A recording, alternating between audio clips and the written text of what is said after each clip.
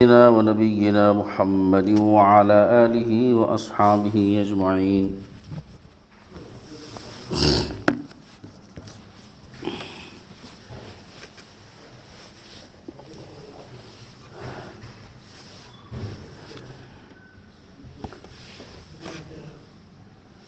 أما بعد فأعوذ بالله من الشيطان الرجيم. بسم الله الرحمن الرحيم. والمحصنات من النساء إلا ما ملكت أيمانكم كتاب الله عليكم وأحل لكم ما وراء ذلكم أن تبتغوا بأموالكم محصنين غير مسافحين فما استمتعتم به منهن فآتوهن أجورهن فريضة ولا جناح عليكم فيما تراضيتم به من بعد الفريضة إن الله كان عليما حكيما.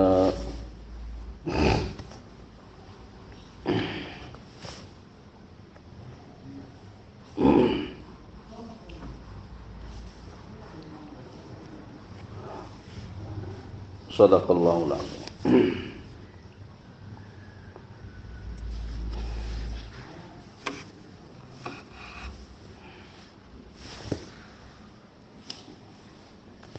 پانچواں پارہ اور سورہ النساء، یہ سلسلہ حرام اور حلال عورتوں کے بیان کا چل رہا ہے.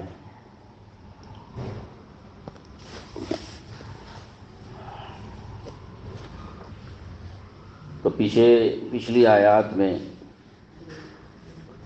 جتنی عورتیں حرام تھیں، یعنی جن سے نکاح کرنا حرام تھا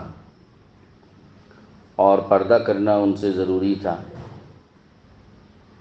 اس کی تفصیل بیان کی گئی.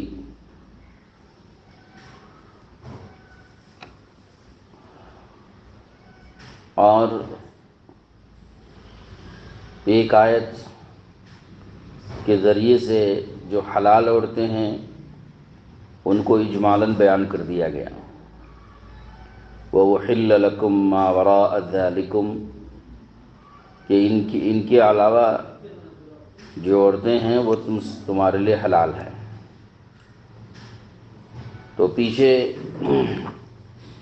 جب آیات کی تفسیر کی گئی تھی تو یہ بتایا گیا تھا کہ وَأُحِلَّ لَكُم مَّا وَرَاءَ ذَلِكُمْ میں کون کون سی عورتیں آتی ہیں. اگرچہ یہاں بعض عورتوں کی حرمت کا بیان نہیں ہے، لیکن ما وراء ذالکم میں وہ بھی داخل ہے.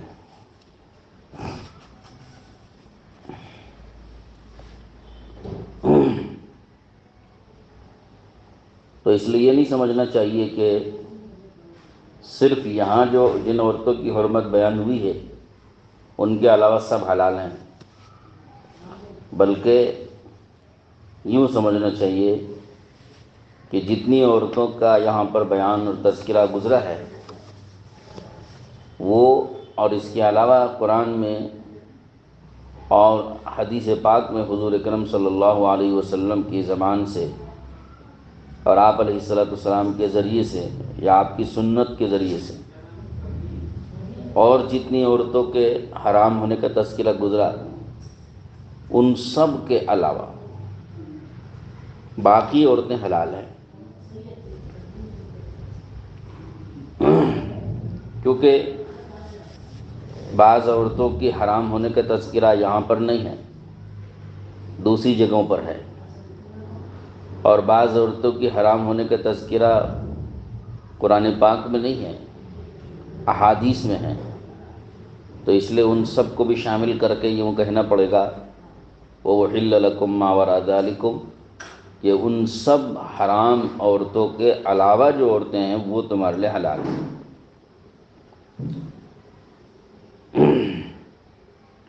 پھر آگے ایک لفظ جس کی تشریح ہم نے گزشتہ بھی کی تھی لیکن تھوڑا سا دہراتے ہیں تاکہ بات مستحضر ہو کہ ان تبتغوا باموالکم، کہ یہ جو عورتیں جن سے نکاح کرنا تمہارے لیے حلال ہے، تو میں اس کا بھی حکم یہ دیا جاتا ہے اور یہ شرط تمہارے لیے لگائی جاتی ہے کہ تم ان عورتوں کو تلاش کرو، طلب کرو اپنے مالوں کے عوض، یعنی مہر دے کر، بغیر مہر کے نہیں، مہر دے کر ان عورتوں کو طلب کرو، یعنی ان عورتوں سے نکاح کرو۔ تو اللہ تعالیٰ نے یہاں پر مالوں کے ذریعے سے ان عورتوں کو حاصل کرنے، یعنی مہر دے کر ان عورتوں سے نکاح کرنے کا حکم دیا۔ یہ بات کیسے سمجھی گئی کہ یہ مطلب ہے اس کا کہ مالوں کے عوض نکاح کرنا مراد ہے، مال دے کر کسی بھی طریقے سے عورت کو حاصل کر لینا مراد نہیں ہے۔ یہ بات سمجھی گئی ہے محسنین غیر مسافحین کے لفظ سے،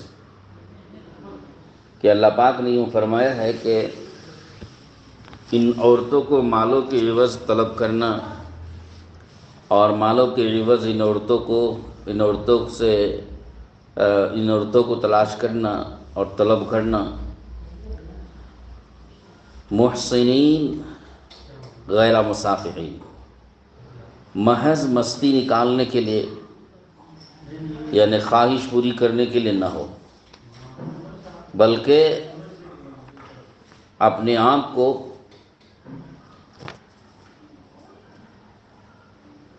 اپنے آبرو کی حفاظت کرنے اور اس عورت کو مستقل بیوی بنا کر رکھنے کے لیے ہو۔ محسنین کا مطلب یہی ہے کہ تم اس عورت کو بیوی بناؤ۔ غیر مسافحین یہ نہ ہو کہ صرف مستی نکالنے کے لیے، یعنی صرف عورت سے فائدہ اٹھانے کے لیے اور اپنی خواہش پوری کرنے کی غرض سے ہو، جیسا کہ زنا اور بدکاری میں بھی ہوتا ہے کہ مال دے کر ان سے وقتی طور پر اپنی حاجت کو اور اپنی ضرورت کو پورا کیا جاتا ہے۔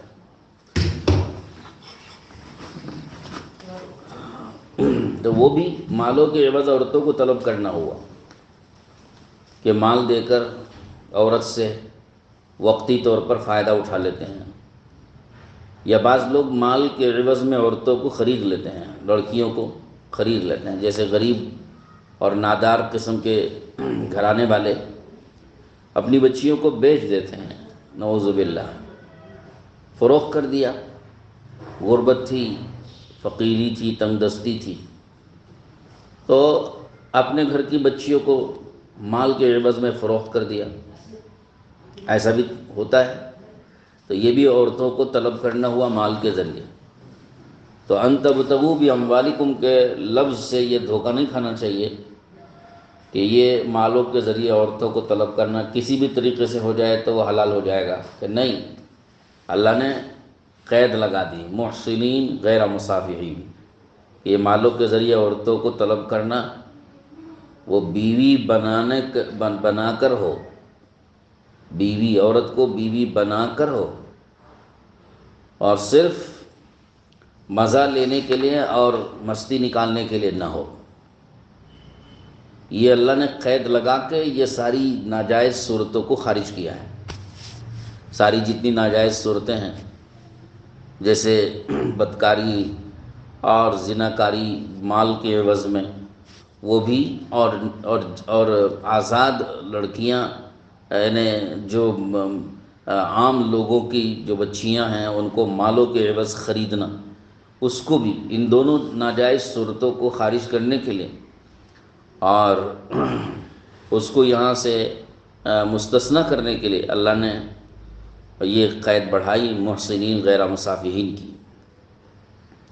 حضور اکرم صلی اللہ تعالیٰ علیہ وسلم نے حدیث میں بہت سخت وعید بیان فرمائی ہے وہ ایسے لوگوں کے لیے جو مال دے کر بچیوں کو یا انسانوں کو خرید لیتے ہیں، مالوں کے عوض میں انسانوں کو خرید لیتے ہیں، آزاد انسانوں کو خرید لیتے ہیں۔ ایک ہوتے ہیں غلام اور ایک ہوتے ہیں آزاد۔ شریعت میں دو قسم انسانوں کی پائی جاتی ہے، جو نسل در نسل غلام ہی غلام چلے آ رہے ہیں، غلام باندیاں، تو وہ تو مال ہے، اس کو مال کے عوض میں خریدا جا سکتا ہے۔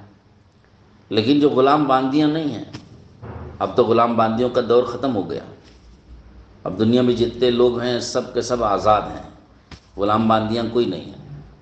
تو ان میں سے کسی کو بھی مال کے عوض میں خریدنا جائز نہیں ہے۔ تو لہذا بچوں کو مال دے کر خرید لیتے ہیں، بچیوں کو مال دے کے خرید لیتے ہیں، تو یہ حرام ہے، جائز نہیں ہے۔ یہ کمائی بھی حرام ہے اور یہ دینا اور لینا دونوں حرام ہے۔ بعض لوگ بچوں کو لے کر پالنے کی غرض سے، بچوں کو لے پالک بیٹا چاہیے، لے پالک بیٹی چاہیے کسی کو، تو کچھ مال دے کر کے ماں باپ سے بچوں کو بچپن میں لے لیتے ہیں اور لے کر پال لیتے ہیں، تو یہ بھی حرام ہے۔ آپ لے کر پالنا ہو تو لے کر پالیں، مگر اس کے عوض میں مال دینا لینا یہ جائز نہیں ہے، کیونکہ وہ بچہ آزاد نسل کا ہے، اور کسی بھی آزاد انسان کو عوض دے کر، پیسہ دے کر خریدنا اور یا اسے فروخت کرنا یہ شرعاً حرام اور ناجائز ہے۔ اس سے وہ بچہ اس خریدنے والے کی ملکیت اور اس کا مال نہیں بن جاتا، اور بیچنے والے دینے والے مال لے کر، پیسہ لے کر دینے والوں کے لیے وہ پیسہ حلال نہیں ہو جاتا، وہ دونوں حرام ہیں۔ حضور پاک علیہ السلام نے وعید بیان فرمائی کہ ایسے لوگ جنت میں داخل نہیں ہوں گے، بڑی سخت وعید ہے اس سلسلے میں۔ تو اس لیے اس کا دھیان رکھنا چاہیے۔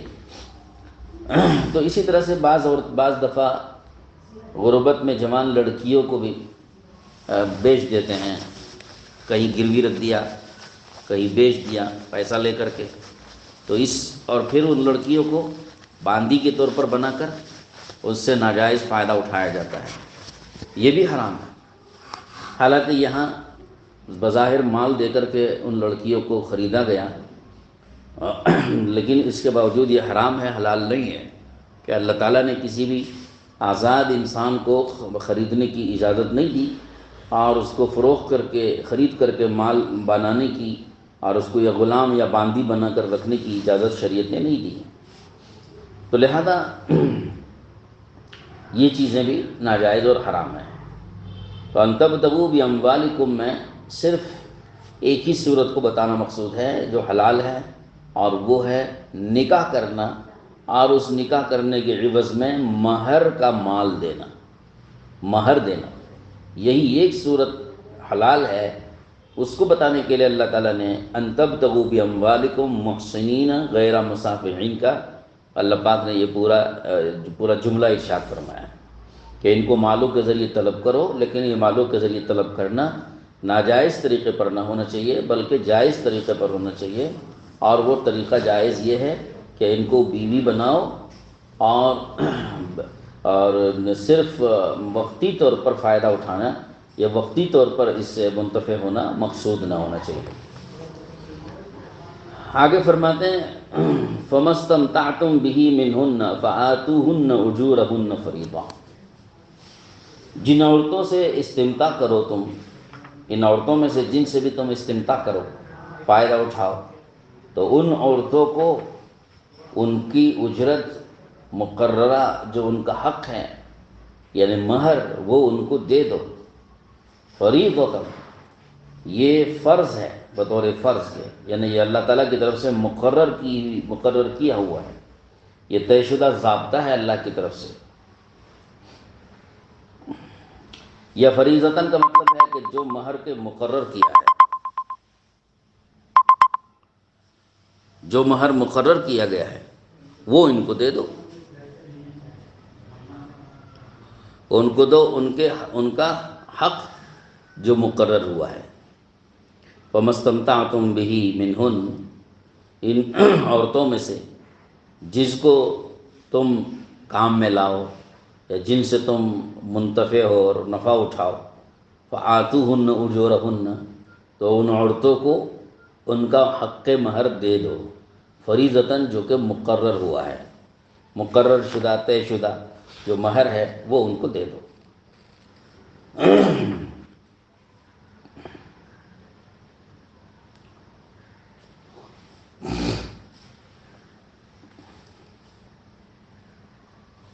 یہاں ایک اہم بات سمجھنے کی ہے،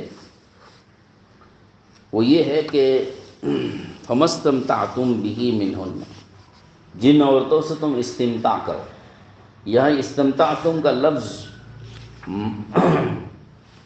میم تعین متاع سے، میم تعین اس سے ماخوذ ہے، اور اسی لفظ سے ایک لفظ بنا ہے متعہ کا لفظ، متعہ وہ بھی اسی لفظ سے بنا ہوا ہے، استمتعتم بھی اسی سے بنا ہوا ہے۔ تو ایک فرقہ اور ایک طبقے نے استمتعتم کے لفظ سے ایک بات کو غلط طریقے سے سمجھ لیا، اور وہ ہے متعہ۔ انہوں نے لفظ متعہ کا لفظ اس سے نکال کر یہ سمجھا کہ متعہ حلال ہے، کیونکہ اللہ پاک نے فرمایا فَمَا اسْتَمْتَعْتُمْ بِهِ مِنْهُنَّ فَآتُوهُنَّ أُجُورَهُنَّ، کہ جن عورتوں سے تم متعہ کرو ان کو اس کی اجرت دے دو۔ تو انہوں نے، اس فرقے نے یہ سمجھا کہ اگر اجرت دے کر متعہ کیا جائے تو حلال ہے، یہ بات غلط ہے۔ ہاں، یہ اس لفظ کا معنی نہیں ہے۔ یہاں متعہ کی حلت مراد نہیں ہے، یعنی متعہ کو حلال ہونا نہیں بتایا جا رہا ہے۔ متعہ کیا چیز ہے؟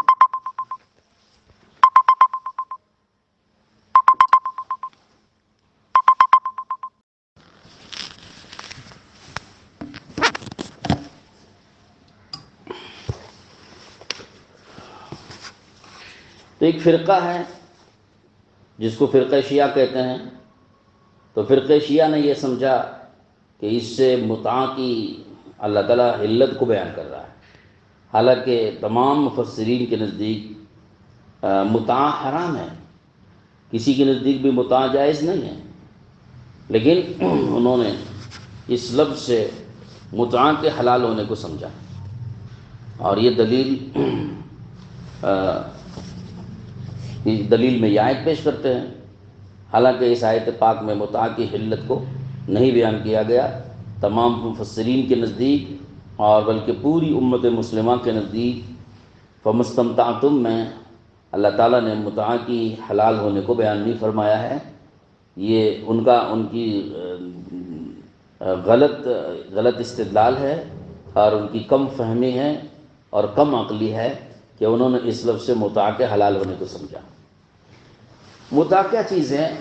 متعہ شیعہ کے ہاں ایک خاص عمل ہے، اور وہ ہے کسی بھی عورت سے تھوڑی سی مدت کے لیے پیسے دے کر نکاح کر لینا، یعنی نکاح کی طرح اس کو بنا لینا، اور اس کو بیوی کی طرح بنا لینا تھوڑی سی مدت کے لیے۔ کسی بھی عورت کو تھوڑی سی مدت کے لیے پیسہ دے کر اس کو بیوی کی طرح بنا لینا، اور پھر وہ مدت ختم ہونے پر اس کو چھوڑ دینا۔ ایک نکاح موقت بھی اسی طرح ہوتا ہے کہ عارضی مدت کے لیے کسی کو بیوی بنایا، عارضی مدت کے لیے، اور اس کو ایک مہر مقرر کر دیا، ایک عوض مقرر کر دیا، یہ بھی ایک نکاح موقت ہے۔ تو یہ یعنی وقتی نکاح تو ہمیشہ کے لیے کیا جاتا ہے، بیوی کو ہمیشہ کے لیے بیوی بنایا جاتا ہے، زندگی بھر کے لیے بیوی بنایا جاتا ہے، وقتی مدت کے لیے نہیں بنایا جاتا۔ لیکن اگر کوئی ایک وقت مقرر کر کے اتنی مدت کے لیے، سال 2 سال 5 سال 10 سال ایک وقت مقرر کر کے نکاح کرتا ہے کہ اتنی مدت کے لیے میں بیوی بناتا ہوں، تو اس کو کہتے ہیں نکاح موقت۔ اور یہ نکاح موقت حلال نہیں ہے، یہ حرام ہے، جائز نہیں ہے، کیونکہ نکاح کے شرعی حکم یہی ہے کہ وہ ہمیشہ کے لیے کیا جاتا ہے، وقتی طور پر نہیں کیا جاتا ہے۔ تو نکاح موقت بھی شریعت میں یہ حلال نہیں ہے۔ اسی طرح سے جو شیعہ کے ہاں متعہ کے نام سے ایک عمل جو معروف ہے، وہ بھی اسی طرح کا عمل ہے جیسے نکاح موقت ہے، کہ وہ بھی ایک مختصر سی مدت کے لیے کسی عورت کو مال دے کر بیوی کے طور پر رکھ لیا جاتا ہے، اور پھر وہ مدت ختم ہونے پر اسے چھوڑ دیا جاتا ہے۔ تو یہ اس کو متعہ کہتے ہیں۔ فرق صرف اتنا ہے کہ یہاں پر متعہ کا لفظ استعمال ہوتا ہے اور نکاح موقت میں نکاح کا لفظ استعمال ہوتا ہے، لیکن دونوں ہے وقتی طور پر ہی اور دونوں مال کے عوض میں ہیں۔ تو دونوں حرام ہے شریعت میں، تمام امت کے نزدیک، امت میں کوئی بھی اس کا منکر نہیں ہے، سب کے سب اس پر اتفاق کرتے ہیں کہ متعہ حرام ہے، حلال نہیں ہے، سوائے فرقہ شیعہ کے اثنا عشریہ فرقے کے۔ شیعہ میں اثنا عشریہ ایک فرقہ ہے، وہ فرقہ صرف یہ کہتا ہے کہ متعہ حلال ہے۔ چنانچہ بعض دنوں میں تو شیعہ کے ہاں متعہ کو بہت بڑی عبادت سمجھا جاتا ہے، لیکن شریعت نے کبھی اس کو حلال نہیں قرار دیا۔ اسلام کے پہلے اسلام حضور صلی اللہ علیہ وسلم پر آنے سے پہلے قرآن کے نزول سے پہلے متعہ زمانے جاہلیت میں جائز تھا، یعنی مطلب جاری تھا، چالو تھا۔ اسلام جب آیا تو جب تک حرمت نہیں آئی تھی تو اسلام کے ابتدائی زمانے میں بھی متعہ چلتا تھا، لیکن غزوہ خیبر کے موقع پر حضور پاک صلی اللہ تعالیٰ علیہ وسلم نے اعلان فرما دیا کہ آج کے بعد سے متعہ حرام ہے۔ شریعت میں نزول ہو گیا ایک آیت پاک کا، قرآن مجید کی جو ایک اور آیت ہے الا ما ملکت ایمانکم، قرآن میں اللہ تعالیٰ نے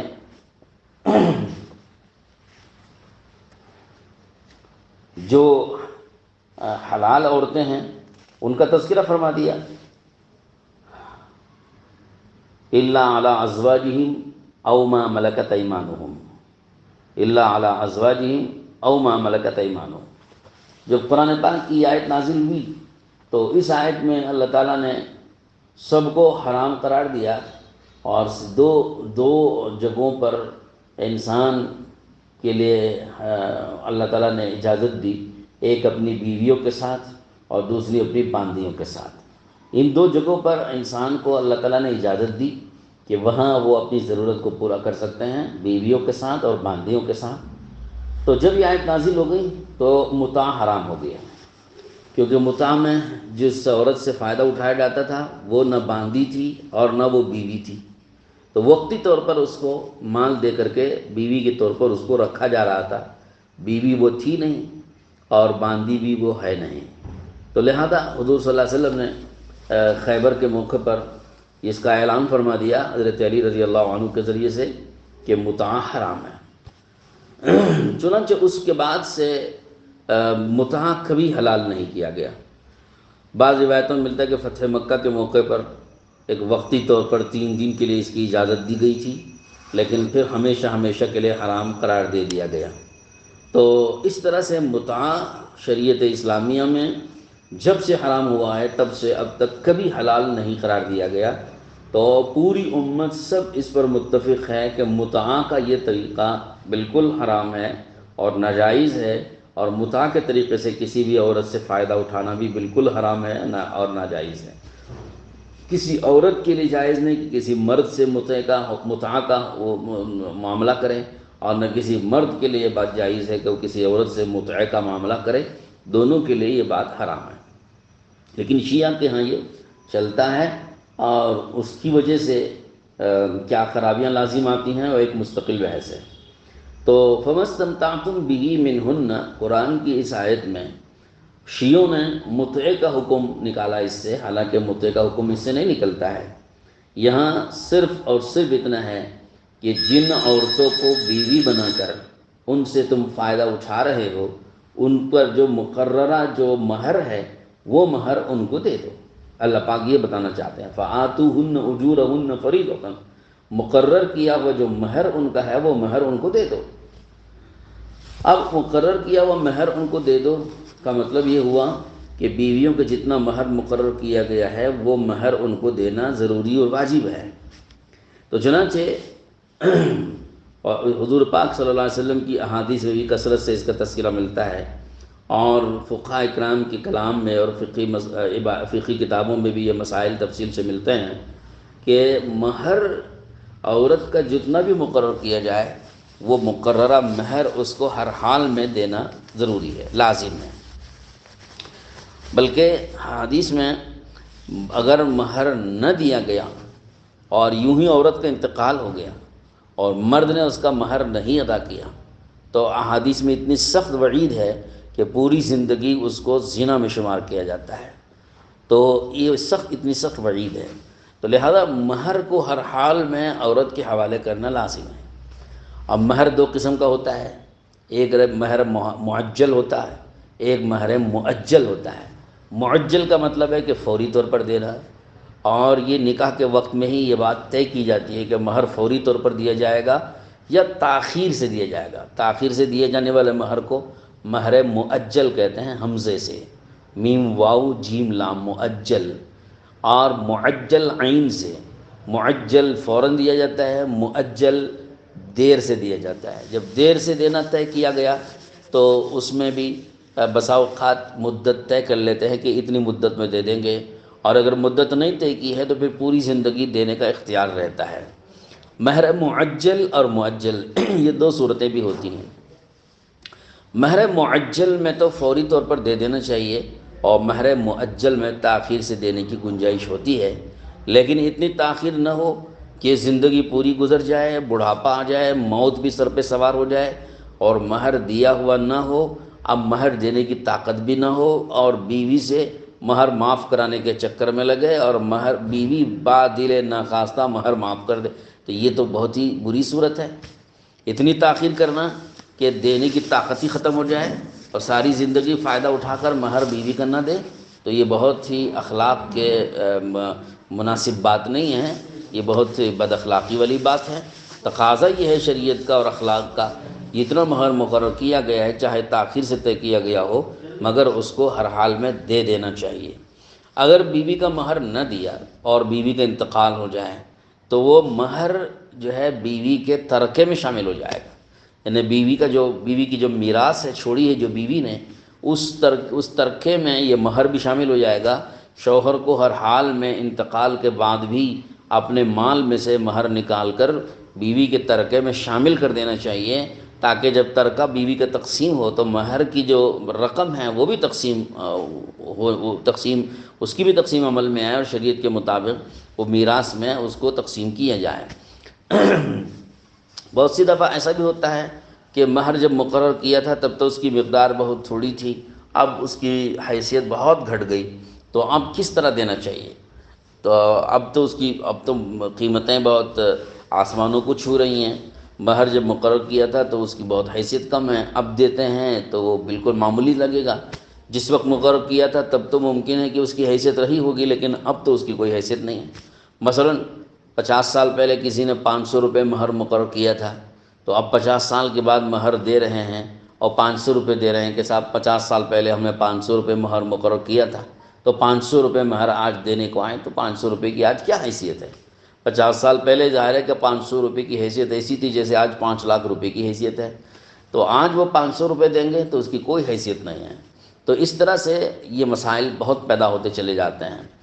ہاں اگر سونا مقرر کیا تھا، نکاح کے وقت میں سونا یا چاندی مہر کے طور پر طے کی تھی، تو اب تو ظاہر ہے کہ سونا اور چاندی کی قیمت جو ہے بڑھتی بھی ہے گھٹتی بھی ہے، تو ادائیگی کے وقت میں وہ سونا اور چاندی اگر دیں گے تو موجودہ قیمت میں اس کی قیمت بڑھی ہوئی ہونے کی وجہ سے ادنیٰ درجے کی چاندی یا سونے کی قیمت بھی آج بہت زیادہ معلوم ہوگی۔ پچھلے زمانے میں اس کی قیمت کم تھی، اب اس کی قیمت زیادہ ہو گئی۔ تو وقت بدلنے کے ساتھ ساتھ اس کی حیثیت جو ہے وہ بدلتی چلی جاتی ہے۔ اس لیے علماء نے فرمایا کہ مہر کو جس وقت میں طے کیا گیا اسی وقت میں ادا کر دینا چاہیے، اس میں حد سے زیادہ تاخیر کرنے سے یہ ساری دشواریاں اور یہ سارے مسائل پیدا ہو جاتے ہیں۔ اب حکم اس سلسلے میں حکم کیا ہے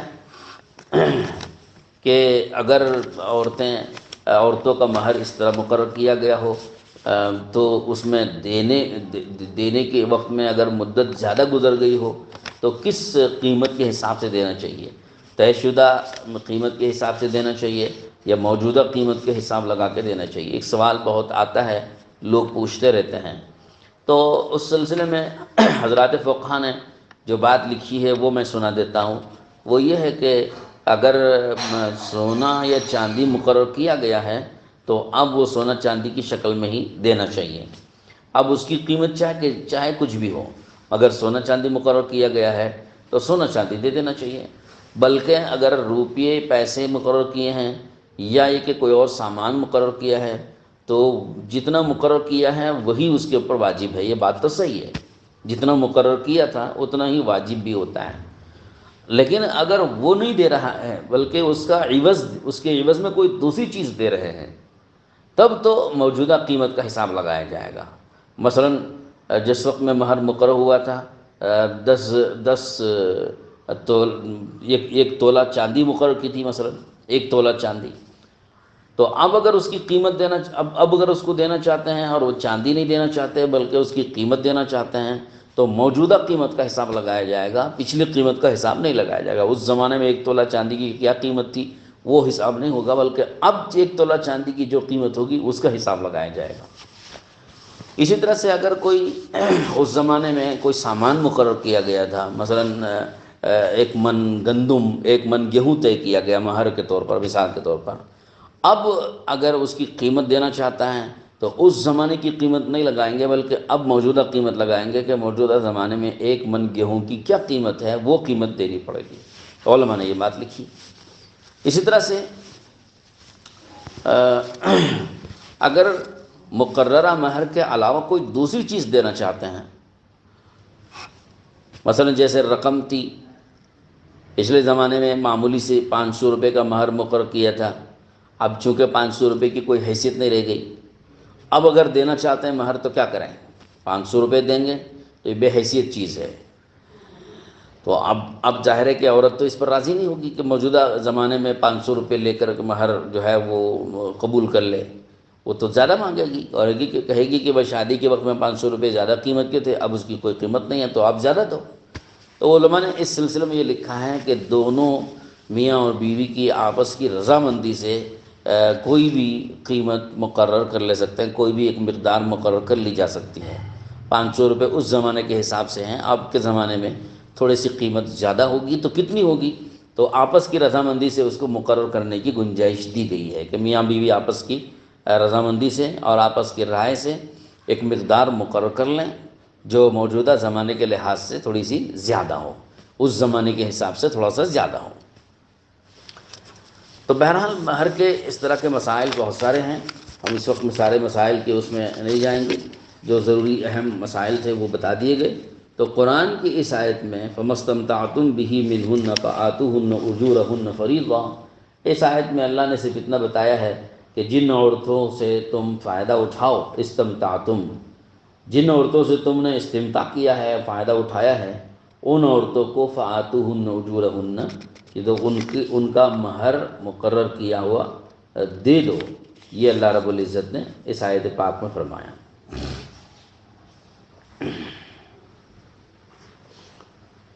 وَلَا جُنَاحَ عَلَيْكُمْ فِيمَا تَرَاضَيْتُمْ بِهِ مِنْ بَعْدِ الْفَرِيضَةِ،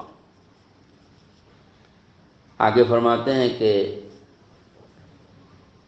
تمہارے اوپر کوئی گناہ نہیں، فیما تراضیتم بہ من بعد الفریضہ، مہر مقرر کر دیے جانے کے بعد جس بات پر بھی تم آپس میں رضامند ہو جاؤ اس میں تمہارے لیے کوئی گناہ نہیں۔ ولا جناح علیکم، تمہارا کوئی گناہ نہیں، فیما تراضیتم بہ، اس چیز میں جو تم آپس میں رضامند ہو جاؤ، من بعد الفریضہ، مہر مقرر کرنے کے بعد۔ مہر طے کر لیا تھا، مہر معجل ہو یا کہ معجل ہو، اب مقرر کیے ہوئے مہر میں سے کچھ دن گزرنے کے بعد آپس کی رضامندی سے اس میں سے کچھ کمی بیشی کر لی، کچھ بڑھا لیا۔ مرد نے کہا کہ جس وقت مقرر کیا تھا وہ بہت تھوڑا تھا، اب تو بہت ویلیو زیادہ ہو گئی، اس لیے میں تھوڑا زیادہ کر دیتا ہوں، تو بالکل اجازت ہے شوہر کو اضافہ کر دینے کی۔ جیسا ابھی میں نے تھوڑی دیر پہلے بتایا کہ 500 روپے کسی زمانے میں مقرر کیا تھا اور اب اس کی کوئی ویلیو نہیں ہے، تو آپس کی رضامندی سے شوہر نے بیوی کو اس سے زیادہ کچھ رقم دینے پر راضی کر لیا، یا بیوی نے شوہر سے مطالبہ کر کے کچھ زیادہ رقم پر راضی کر لیا اور شوہر راضی ہو گیا، تو کوئی گناہ کی بات نہیں۔ مقرر کیے ہوئے مہر سے زیادہ دے دینے میں کوئی گناہ کی بات نہیں۔ اسی طرح سے کبھی اس کے برعکس بھی ہوتا ہے کہ مثلا مہر مقرر کیا تھا، جس وقت میں طے کیا تھا مہر فاطمی طے کی تھی، اور مہر فاطمی کی مقدار تو بہت زیادہ ہوتی ہے۔ اب مہر فاطمی تو قریب قریب 1,00,000 روپے کا بن جاتا ہے۔ اب شوہر مہر دینا چاہتا ہے، لیکن مہر فاطمی مقرر ہونے کی وجہ سے شوہر کے اندر اس کی استطاعت نہیں ہے۔ بیوی نے دیکھا کہ شوہر میں اس کی استطاعت نہیں ہے، تو بیوی نے اپنے طور پر اپنی رضامندی اور خوشی سے کچھ کم کر دیا، 50% گھٹا دیا اور کہہ دیا کہ صرف آپ آدھا دے دو بس۔ تو بیوی نے اپنی رضامندی سے کچھ کم کر دیا۔ تو فرماتے ہیں کہ جو کچھ مقرر کیا ہوا مہر ہے اس میں آپس کی رضامندی سے کچھ اگر کم کر دیا گیا تو کوئی گناہ کی بات نہیں۔ ہاں، بیوی نے خود اپنی رضامندی سے کم کر دیا، یا شوہر نے بیوی کو راضی کر لیا اس پر کہ میرے پاس اس وقت میں اتنا زیادہ مہر دینے کی گنجائش نہیں ہے، تو تم میرا مہر کم کر دو، اور بیوی راضی ہوگی کہ ٹھیک ہے جتنا آپ بتا دو اتنا کم کر دیں گے۔ تو آپس کی رضامندی سے مہر کچھ کم کر لیا گیا، تو کم کرنے کی بھی گنجائش ہے۔ اور اسی طرح سے اگر بیوی نے دیکھا کہ شوہر نے تو سارا کچھ خرچ کر دیا ہے، مکان بھی بنا دیا ہے، ضروریات بھی پوری کر دی ہے، کھانے کا بھی انتظام کرتا ہے، کپڑے کا بھی انتظام کر رہا ہے، سب کچھ کر رہے ہیں، اب ایک مہر ہی رہ گیا ہے، وہ کیا میں لوں؟ ساری ضرورتیں تو میری پوری کر رہے ہیں، تو مہر کیا لوں میں؟ تو بیوی نے کہہ دیا کہ مہر دینے کی کوئی ضرورت نہیں، میں نے مہر معاف کر دیا، تو اس کی بھی گنجائش ہے۔ ہاں، تو اس طرح رضامندی سے آپس کی مہر مکمل طور پہ معاف کرنے کی بھی گنجائش ہے عورت کو، اور کم کرنے کی بھی گنجائش ہے، اور مرد کو اس میں بڑھانے کی بھی گنجائش ہے۔ تو اللہ فرماتے ہیں وَلَا جُنَاحَ عَلَيْكُمْ فِي مَا تَرَاضَيْتُمْ بِهِ مِن بَعْضِ الْفَرِيضَةِ، کہ تمہارے اوپر کوئی گناہ نہیں اس بارے میں جو تم آپس میں رضامند ہو جاؤ یا آپس میں تم مقرر کر لو، من بعد الفریضہ، طے کردہ مہر کے مقرر کر دینے کے بعد۔ ان اللہ کان علیما حکیما، بے شک اللہ تعالیٰ علم والے ہیں، حکمت والے ہیں۔ اس جگہ پر ان دونوں لفظوں کا استعمال بھی بہت معنی خیز ہے۔ علماء نے فرمایا ہے تفسیروں میں کہ یہاں ان اللہ کان علیما، بے شک اللہ علم والے ہیں کا مطلب کیا ہے؟ مطلب یہ ہے کہ اللہ پاک جو کچھ ہم گھٹا رہے ہیں یا بڑھا رہے ہیں مہر میں، اس میں کیا نیت ہے، اور دل میں ادائیگی کا ارادہ ہے یا دل میں کوئی چور چھپا ہوا ہے، جان بچانا چاہتے ہیں، مال خرچ کرنا نہیں چاہتے ہیں، کیا مقصود ہے؟ اللہ تعالیٰ خوب علم والے ہیں۔ ہم جو ظاہر کرتے ہیں وہ بھی جان لیتے ہیں، جو ظاہر نہیں کرتے ہم چھپاتے ہیں، چھپا کر اصل نقصان پہنچانا کسی کسی کی نیت ہوتی ہے، عورتوں کو نقصان پہنچانا، یا عورت کا مقصود شوہر کو نقصان پہنچانا، تو ایسی چیزیں ہوتی ہیں جن کو اللہ پاک خوب جانتے ہیں، دوسرے لوگ جانیں نہ جانیں لیکن اللہ پاک ضرور جانتے ہیں۔ حکمت والے ہیں، حکیمن کا مطلب یہ ہے کہ اللہ تعالیٰ کا کوئی کام حکمت سے خالی نہیں ہے۔ جو احکامات انہوں نے دیے ہیں ان احکامات میں ہر حکم کے اندر حکمت پوشیدہ رہتی ہے۔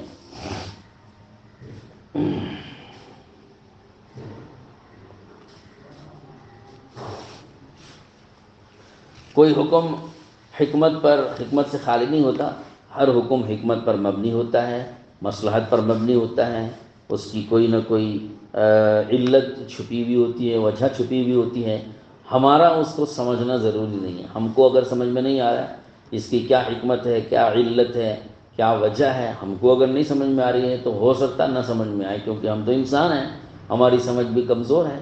لیکن اللہ رب العزت کے نزدیک ہر حکم میں کوئی نہ کوئی مصلحت، کوئی نہ کوئی حکمت پوشیدہ ہوتی ہے، چھپی ہوئی رہتی ہے، وہ اللہ کو معلوم رہتی ہے۔ تو لہذا اللہ کا کوئی کام حکمت سے خالی نہیں ہوتا۔ تو جو احکامات انہوں نے دیے ہیں ان احکامات میں بھی ہر حکم کے اندر کوئی نہ کوئی مصلحت چھپی ہوئی ہے، اور وہ ہماری مصلحت ہے، ہماری مصلحت کے لیے وہ احکامات دیتے ہیں۔ اللہ کی اپنی کوئی مصلحت نہیں، اللہ چونکہ بے نیاز ہیں، اللہ الصمد ہیں، اللہ پاک کو کسی کی حاجت نہیں ہے، تو مصلحت ہماری ہی ہوتی ہے کہ ہماری مصلحت کے لیے ہمارے احکامات ہمارے اوپر اللہ پاک نازل فرماتے ہیں۔ تو اگر ہم ان احکامات پر عمل کر لیں گے تو ہمارے ساتھ جو اللہ پاک نے مصلحت چاہی ہے اور خیر خواہی کی ہے وہ پوری ہوگی۔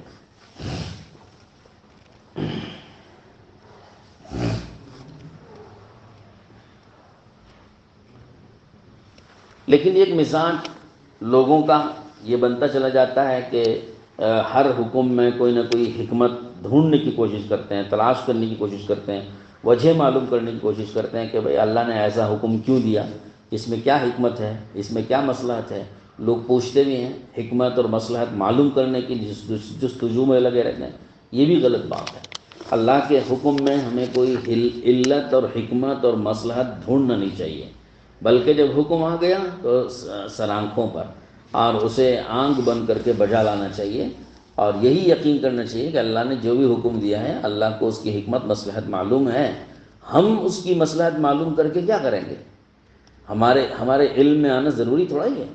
تو لہذا یہ جستجو نہیں کرنا چاہیے کہ اللہ نے ایسا حکم کیوں دیا، اس میں کیا حکمت ہے، اس میں کیا مصلحت ہے۔ ہمیں اس کی جستجو میں اور تگدوں میں لگے ہوئے نہیں رہنا چاہیے، یہ بندگی اور عبدیت کے خلاف ہے۔ بندگی کا تقاضا یہ ہے کہ بندے کو اللہ کے سامنے اللہ پاک کا کوئی بھی حکم دے دیا جائے تو بندہ اسے خوشی خوشی اس کو پورا کر دے، اور حکم دینے والے اللہ سے یہ نہ پوچھے کہ اللہ آپ نے یہ حکم کیوں دیا، ذرا وجہ بتائیے، سمجھ میں آئے گا تو کریں گے، نہیں سمجھ میں آئے تو نہیں کریں گے۔ تو یہ تو بہت شیطانیت ہوئی۔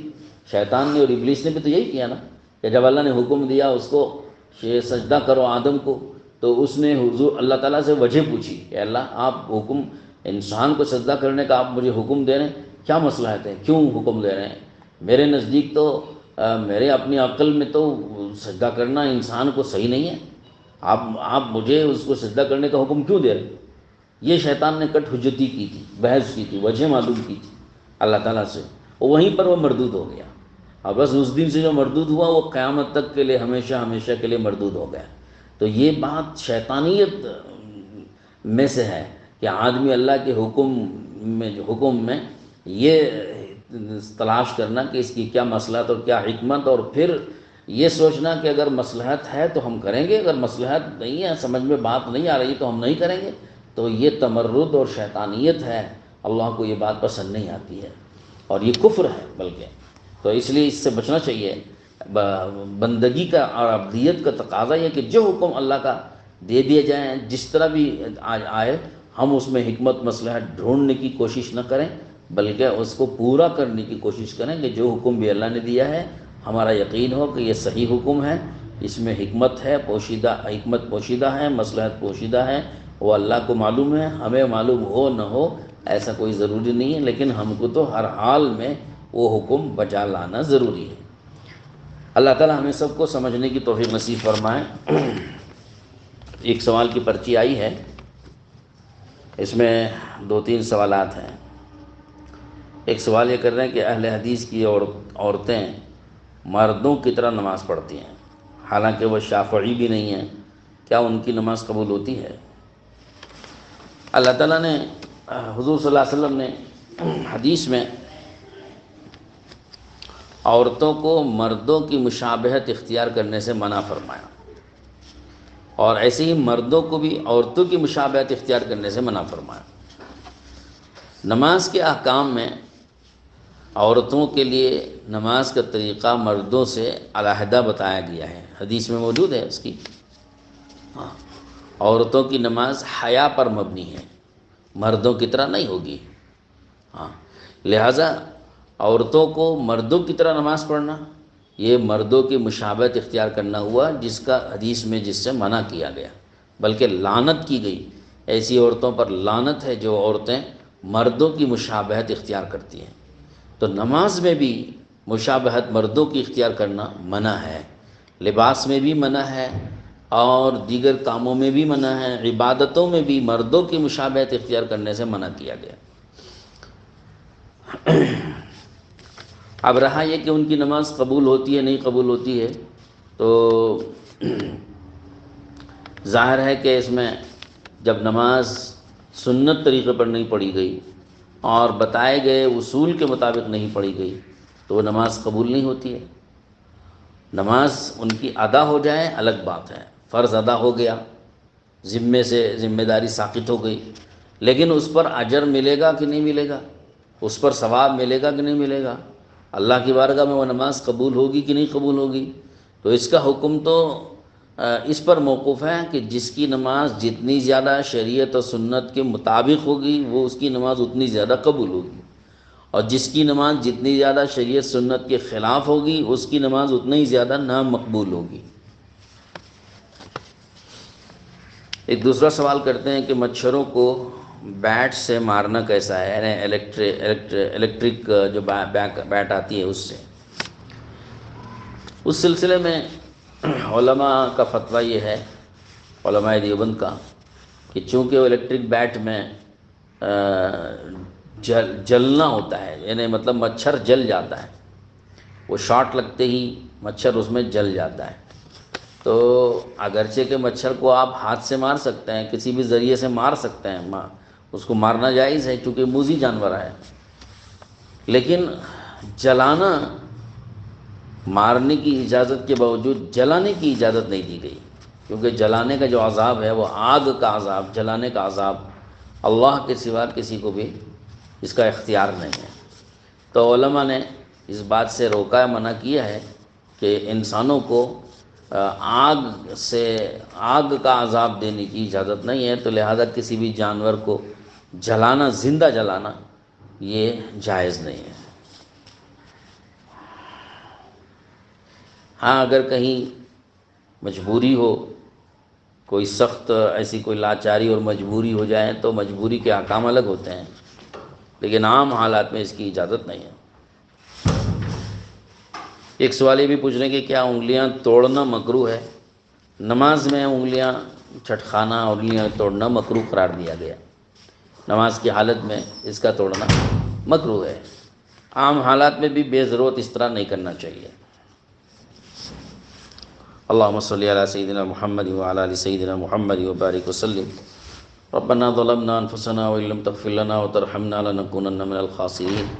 اللہم انک عفو کریم تحب العفو فاعف عنا یا کریم۔ اللہم اہدنا واہد بنا واہد الناس جميعا واجعلنا سببا لمن اهتدى یا رب العالمین۔ اللہم وفقنا لما تحب وترضى واجعل آخرتنا خيرا من الأولى۔ سبحان ربک رب العزة عما یصفون وسلام علی المرسلین والحمد للہ رب العالمین۔